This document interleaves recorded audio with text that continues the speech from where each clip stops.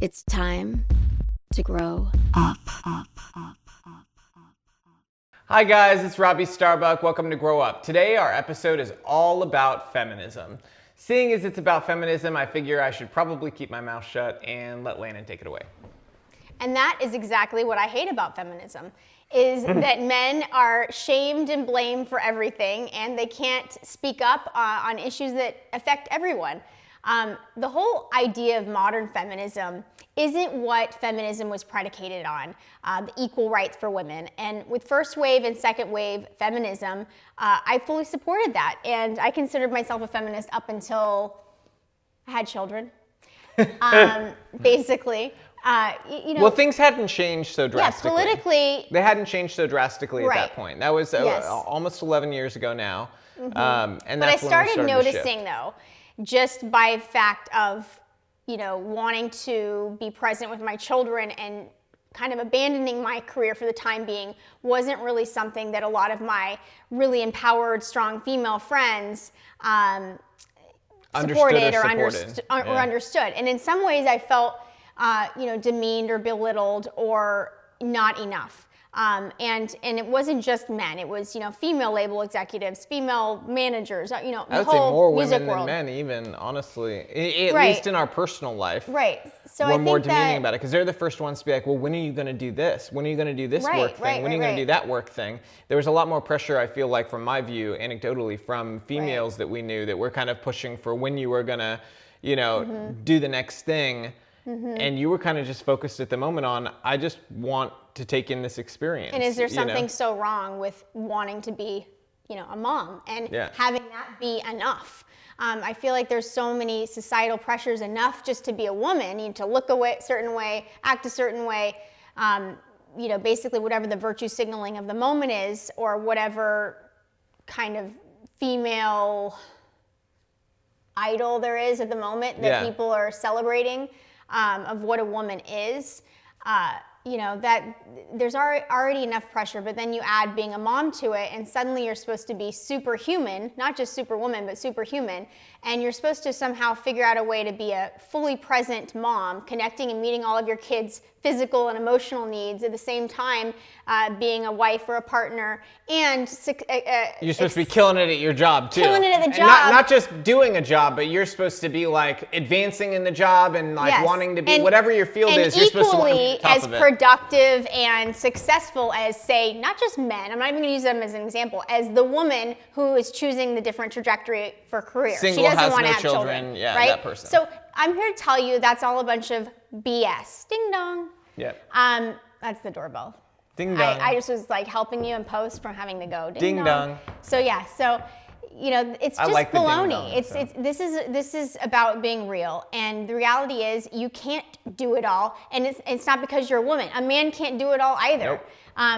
There's It's a wrong-headed pressure to put on anybody, Expectation, and right. that putting that expectation, especially on children, is extremely damaging. I would never tell my daughter, you do all these things all at once and be the best at all of them, because you know what? It's going to lead to a very unhappy life. I don't care. I don't have a preference whether my daughter chooses a path of going after a career. Say my daughter wants to be a Supreme Court judge. I would fully support that, and I would fully support, the path to get there is very difficult to also maintain, a full family life where you can be a present wife, a present mom, and all those things. But I would support whatever she chooses to do. Just like I would support her if she chooses to be a stay-at-home mom. I would support either decision. But I wouldn't put in her head that, there's this expectation you have to reach where you're the best mom, the best wife, and the best judge. That's not a fair expectation to put on anybody, because I know that that's not something that leaves you a whole lot of time for joy. Absolutely. And I think that having a conversation about prioritizing joy and what's meaningful to a woman might be different than what's meaningful to a man in a sense of meaning, in a sense of purpose, and what your life's work is about. And that can change. It can change over the trajectory of time. And also just of who you are. As you evolve, you start getting in touch with, oh, this is more of my authentic self. I was doing this to please this person or to achieve some sort of accolade or recognition, and that really wasn't fulfilling to me. So now I'm looking deeper. I'm starting to peel back these layers of who I am, this false avatar of myself. And I think that comes with getting older and growing, but also becoming, that's how I think you kind of innately become a little bit more conservative in some aspects to some degree, no matter how far left you are. You start embracing a little bit of that side of things because you start going, okay, this utopic idea of what we want the world to be just doesn't exist. And that's where the realism comes in. And so you start kind of examining, as you get older, you start examining yourself, and each one of those little things. Each one of those little layers starts to, unfold. So when Landon and I have had conversations about feminism, it seems like with feminism and conservatism and us getting more conservative and her peeling back away from feminism and myself too peeling away from feminism and kind of feeling disconnected from it, it seems like all those things sort of coincided with us having our first child. There was something about that experience that really it captures you and really pushes you to grow as a human being to your full potential. And our full potential was not in those things. So, I think Landon has a very interesting perspective, especially as somebody who had ovarian cancer and we weren't sure we'd be able to have kids. So I'm interested, how did that experience sort of, the whole totality of it, being a working woman that was at the rise in her career, doing really well, where you had a song charting on Billboard, you had a hit song, you're touring and stuff, how did it sort of impact you to transition out of the mentality you had about feminism? Right. Well, the idea of feminism for me generated from first, second wave feminism, which is ultimately about supporting women and their pursuit of equal opportunity. Not necessarily equal outcome, but equal opportunity. They hadn't started tying in all the abortion stuff yet either. Well, that's a whole other deal. Can of worms. Let's break that open later because there's too much to go through there. But no, I mean, for me personally, I thought that, this is great. I had ovarian cancer when I was 16. I didn't think I could have kids, let alone without medical intervention, spending a lot of money, doing IVF. But I always knew that at some point I would want that. I just thought I had all the time in the world and, just kind of left it up to fate. And I was not expecting to get pregnant. And I think I was doing a show. I mean, you were married to me, so it was. I was like, look at you, over here, prideful, She was, I mean, anyway, so when a doctor says she's not supposed to be able to get pregnant, and then you're able to get him pregnant, it is kind of cool. So it's a miracle. It's a miracle. It really is. I mean, we have 3 miracles that God blessed me. He blessed us, and so I wasn't expecting that, and when I found out, I was so excited. First off, I couldn't even believe I could. There was always a part of me that thought, if I wait too long, it's not going to be reality. And I had doctors and specialists tell me that. But this was a big moment for my career. I was really at the point of breaking open and doing all the things that I wanted to do with my music. So I told my whole circle of people around me, management, label, bandmates, all that.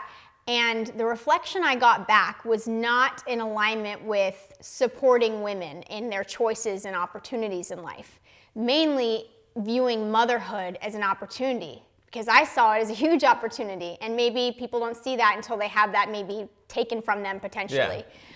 So for me, I was so excited that this was happening, and I saw the faces of so many people around me ooh, I hope she gets an abortion. And it was almost like an unspoken thing, oh, you're pregnant. When are we gonna handle this? And get you back on the road and touring and, waiting for me to say, oh, don't worry, I'm gonna take care of it. Yeah.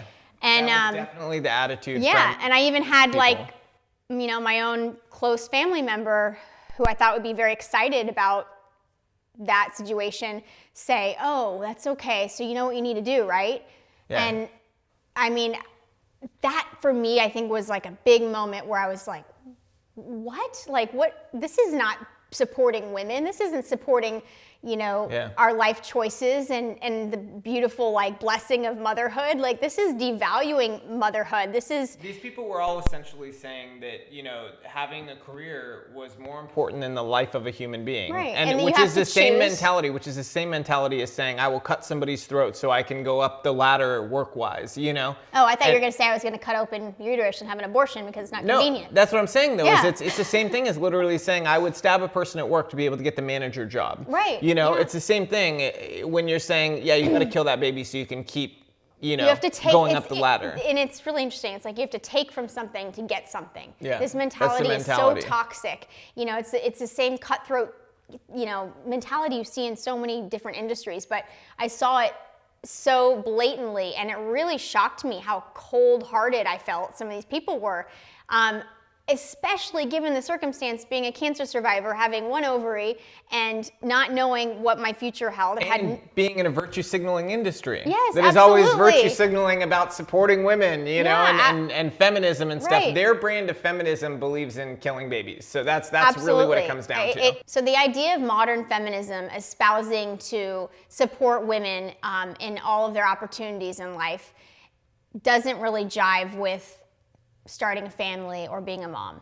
In fact, it seems to lend all of its efforts to support women who don't want to be moms.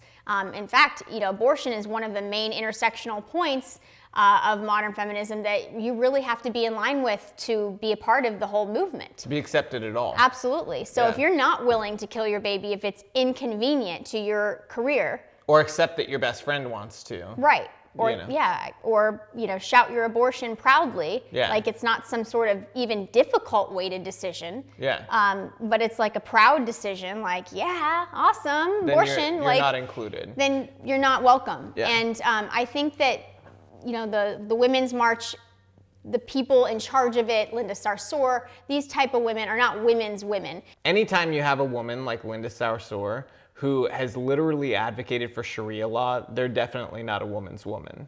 Or, what she said about Ayaan Hirsi Ali, who was a FGM victim herself, wanting to cut her vagina or take her vagina away from her. She literally said to a female genital mutilation victim who has a conservative viewpoint and that advocates she wanted to take her vagina from her. Yeah, Ayaan advocates for anti-FGM legislation. Yeah. She's a great voice and advocate for anti-FGM in the United States. And that's who was running the Women's March. Absolutely. So somebody who would attack that woman. And I would say most women who went to the Women's March are completely unaware of that. They have no idea. And they don't know their ties to how political it is. Their ties to, they're literally doing voter registration there. They're not putting anybody else there on the right. Just, leftist political, agendas. I know of some, vaguely conservative people who went to it who had no idea it was a political event. They thought that it was literally a women's march celebrating women. Absolutely. Like they had a totally wrong-headed idea. A group of, moms at school were like, "Are you going to the women's march? We're taking our daughters. We're going to the women's march." And I'm going, "No," and they're looking at me like, "Are you anti-woman? Like, what is wrong with you? You don't want to go to a women's march and march for women's rights?" I'm like, no, I don't, why, what are we marching for exactly? So I consider myself a feminine woman.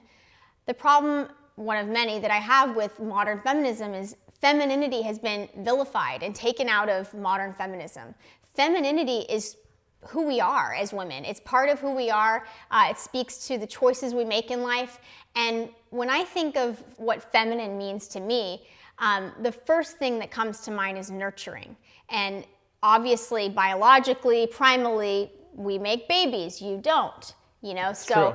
This is a female privilege we have to bring life into this world and to consent to whether or not this person gets to be a part of that equation or not. She consented to let me be a part of it. I consented 3 times. That's true. All right. Actually, quite a few more times, but 3. Well, we'll stick with 3 for this purpose. Oh, Lordy.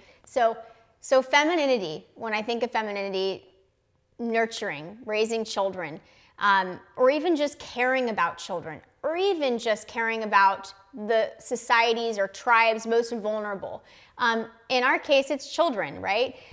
We have a modern slavery epidemic. We have the most slaves trafficked ever in the history of slavery. and women want to go marching about wage gaps that don't exist as measured by any reputable economist. Yeah, I mean, the wage gap thing, I mean, they have their left-wing economists who will back them up, but that's it. You know, these people are crazy. They're lunatics. And it's all based off of yes. It's like the poverty statistics. If you look at poverty statistics from, the left, it's basically, here's statistics that have no basis in reality. That's where all their statistics are based off of, is some fictional world that exists, because if you look up poverty stats right now, you'll get stats saying that a couple of Republican states are number one. Guess what those stats are not based on? They're not based on the cost of living. So if those statistics are not based on the cost of living, are they really the poverty statistics? It's a snapshot propaganda snapshot. It makes you latch onto a certain idea because they trick you. So they do an average of, men are making more than women. Yes, they are. They're making different choices in life. And they're attracted to different industries. Absolutely. And but even just as far as how we're wired, we are different. Our brains are different. But let me not get sidetracked with biology. I would say that you're absolutely right that feminism is distracted. They're distracted by a million things that don't really matter. The period campaigns for men. I don't understand. It's ridiculous. We literally have more slaves on the planet right now, like you said, than ever. And I have not heard any of these feminist groups talk about slavery. No, none of them. Or they're human more trafficking. interested in doing campaigns like the World Hijab Day. It's not a sign. Anything that is used to disempower women by force cannot also be a garment or thing of empowerment. So when women are being stoned and beaten for not wearing hijab, it is not cool for you to, whether you have a Nike logo or not, parade yourself around in America like it's some sort of fashion accessory. By the way, isn't that appropriation of some kind? Exactly. And let me give you an example here that may make a little more sense to the feminists, okay? Let's pretend instead of it's a hijab, it's a chastity belt, okay? And you know that some chastity belts are used by extremists to control the sexuality of their daughters and their wives even, okay? That same chastity belt cannot also be a worldwide symbol of empowerment, okay? I hate to break it to you, but it can't be. As long as it's being used to disempower the majority of women who wear it, it's not cute for you to go around and play with your chastity belt and be like, look how powerful I am. Mm-hmm. It's not cute to the women who are having it used as a tool of abuse towards them. And in light of nuance for that conversation, I don't have an issue. I don't see hijab and be like, oh, her hijab, it's terrible. Yeah. No, but let's not use it as the poster for empowerment. Yeah. Okay, maybe let's just start there. So there's so many things wrong with the modern feminist movement, and it really takes away from the focus of what we should be doing as women, which is nurturing and uplifting the ones that need us most, the ones that we rely on us to help them. Why do they rely on us? Because we're more intuitive. We have the ability to attune more on a psychological, on an emotional intelligence level to children. Maybe our empathy, the parts of our brain where we make decisions from a place of empathy, from shifting our perspectives, basically just emotional intelligence. That's different. It's different than a male brain. Men are ready to come in and physically rescue and take out the traffickers. Yep. We're thinking about, why are these children getting in this position in the first place? And that's why and how do they heal afterwards is also something that's more how do they innately... heal? Nurturing. This is where the nurturing comes in. Taking femininity out of feminism is what's wrong with modern feminism. Absolutely. From a male perspective, I would say that removal of femininity from feminism is something that men truly like, even if it's on a subconscious level, we feel it, we get it, and it's something that we are not attracted to. At least masculine men or alpha males, it's not something that's attractive to us, because the removal of femininity is actually, in my mind, when I see it, I feel it, I view it as a loss of your own strength. Because I think that to be truly feminine and to be truly powerful and strong is to accept that there's certain vulnerabilities in a relationship that you engage in, and those vulnerabilities are generally tied around your femininity. So it's something that I find very, attractive, like in my own wife, that you might know her name's Landon, is like she's a strong, powerful woman who could do anything on her own, but she chooses at certain times to be vulnerable and have that feminine be sort of the frontal thing, and I know that she would not do that for pretty much anybody but me. And that's something that I find, really attractive in my mate. So like, would I have married somebody who didn't have that feminine quality? No, I wouldn't have. And I don't think very many and I wouldn't be attracted to a man that was expecting me to do everything when they were just sitting on their butt, while I made the children and worked for everybody. No, that wouldn't work for me either. Yeah. I mean, there's almost like there's something to be said about traditional gender roles being not a construct, but a great formula for happiness and health. There's just general truths about our biology. Right. Does it mean that every single person is exactly like us? No, there's gonna be people who are different, and that's fine. Absolutely. And I have no problem with them living their life the way they want to. I'm just talking about the general truth, and that we shouldn't be banned, deplatformed, or treated terribly just because we tend to align with what the general biological truth is. Okay, so that's all I'm saying. And I definitely don't agree with modern feminism. Yeah, and also, just being pro-gun. If I'm being overpowered by a man, I weigh probably like 100 pounds or something. I don't know.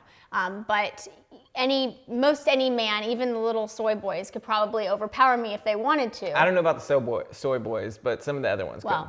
You never know. But, I like to think I'm physically stronger than I am. I mean, I've got some muscles, but let's be real. If I was in that situation, I wouldn't want my phone. I wouldn't want a fly swatter. I wouldn't want, to wait for police to get there. I'd want my gun, and I have a gun, and I know how to use it. Yeah. So that is empowering to me, and that is a woman's right. The right to be able to protect myself, whether my husband's around or not. I don't rely on my husband to be around in the moment that some idiot chooses to take advantage of a situation. Yeah. And that's what the reality is. They're waiting for crimes of opportunity as well. Yeah. So it's incredibly empowering for a woman to be able to defend herself. Remember on Twitter that beautiful woman who defended herself against like 5 rapists at the same time? She had a gun. Do you really think she'd be alive right now if she didn't have a gun? No. Taking away a woman's right to defend herself however she chooses. If she wants mace, then good luck to her. And but how if you would want our a gun, culture, you should have the right to have a gun. How would our culture be different if every rapist out there knew that we had a culture where most women were armed at all times, had a gun in their purse? Well, how would our culture be different? I think they'd be thinking twice, maybe 3 times about raping that person. I think so too. I think that it would lead to a lot less. But you don't get to crimes. tell me as a woman, especially say I'm coming to the Women's March. You don't get to tell me that I'm anti-woman because, the majority of abortions are against females, okay? I'm advocating for their right to live. You can't tell me I'm against a woman because I want her to be able to defend herself when she's being raped. You can't tell me that I'm against a woman because I tell you, whatever trajectory of your life, wherever the path takes you, if you want to be a mother, great. It's an amazing job. It's incredibly essential to the future of our society. Kids that are raised without present parents are statistically likely to fail in life. And what I mean by fail is like they're unhealthy, they're miserable, they're not thriving. More of them go to jail. It's moral if they failure. Don't have Yes. parents. More of them fail out of school. Mm-hmm. More of them don't finish school at all. They're not happy contributing members of society. Even just literacy. Motherhood is something that I would like to see elevated. And in the name of women and pro, moving forward progressivism for women, I think that the undercurrent and undertones of putting down and diminishing the role of motherhood is really disgusting to me because it's the hardest job, it's the most important job to our society, that is essential to our society thriving. And with that said, if you want to be a scientist or a doctor or do whatever you want in life with your academics and career, and you don't want to have children, that's okay too. And I fully support that. I don't think you're any less of a woman because you don't choose to have children. I don't think you're any less of a woman because you choose to not marry a man or be with a man, or if you're a woman who chooses to marry a woman. So that's not coming from this side. I don't see any women being demeaned for wanting to be astrophysicists, but I do see a lot of women being demeaned for choosing to be moms. Exactly. Or There's to raise nobody their children. on our side who's sitting there making fun of a woman because she wants to be a judge. There's plenty of women on the left who are making fun of women that are conservative who want to be moms. Right, or who That's something that people, food for thought. Right, absolutely. I have to go. Okay. Sorry, I have to go because It's time to grow up.